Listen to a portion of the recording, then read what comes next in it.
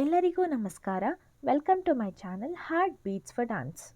ಇಂದಿನ ಸಂಚಿಕೆಯಲ್ಲಿ ನಾವು ಭರತನಾಟ್ಯಮಲ್ಲಿ ಕಣ್ಣಿಗೆ ಉಪಯುಕ್ತವಾಗಿರುವ ಕ್ರಿಯೆಗಳನ್ನು ನೋಡೋಣ.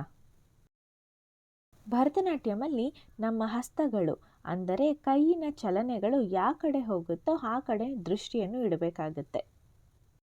ಅದ್ಭುತವಾದ ದೃಷ್ಟಿ ಇರಬೇಕು. ಅದಕ್ಕೆ ಈ ಕ್ರಿಯೆಗಳು ಬಹಳ ಉಪಯೋಗವಾಗುತ್ತದೆ. ಈಗ ನಾವು ಉಂಗುಷ್ಟ ತ್ರಾಟಕ ಹೇಗೆ ಮಾಡೋದು ಅಂತ ನೋಡೋಣ. ವಜ್ರಾಸನದಲ್ಲಿ ಕುಳಿತುಕೊಂಡು ಬಲಗೈಯಲ್ಲಿ ಶಿಖರಾಹಸ್ತವನ್ನು ಹಿಡಿದು ಮುಂದಕ್ಕೆ ಚಾಚಬೇಕು. ದೃಷ್ಟಿಯನ್ನು ಹೆಬ್ಬೆಟ್ಟಿನ ಮೇಲೆ ಇರಿಸಬೇಕು.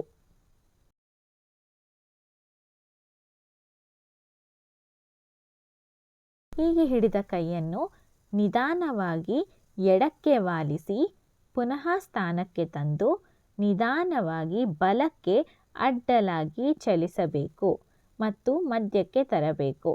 ಇದನ್ನು ಕನಿಷ್ಠ 4 ಸಲ ಮಾಡಬೇಕು. ನಮ್ಮ ದೃಷ್ಟಿ ಹೆಬ್ಬೆಟ್ಟನ್ನು ಹಿಂಬಾಲಿಸಬೇಕು. ಇದನ್ನು ಉಂಗುಷ್ಟ ತ್ರಾಟಕ ಎಂದು ಕರೆಯುತ್ತಾರೆ.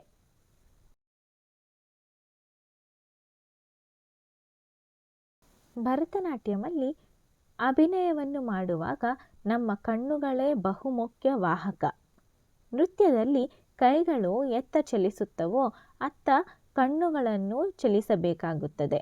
ಅದಕ್ಕೆ ದೃಢ ದೃಷ್ಟಿ, ಸುಲಲಿತ ಚಲನೆಗೆ ಈ ತ್ರಾಟಕಗಳು ಬಹಳ ಸಹಾಯಯುಕ್ತವಾಗಿರುತ್ತದೆ.